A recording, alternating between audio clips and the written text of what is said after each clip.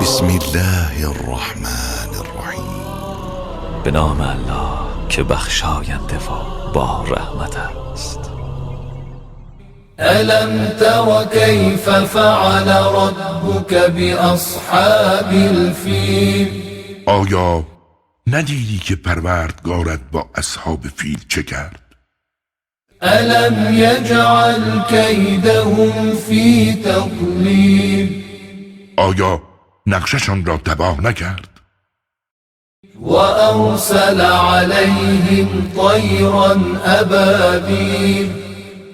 بر سر آنها پرندگانی را گروه گروه فرستاد.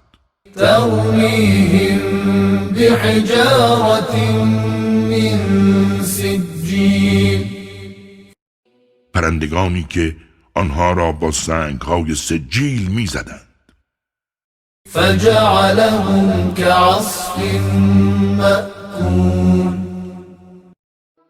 و سرانجام خدا آنها را چون کاه نیم خورده نمود.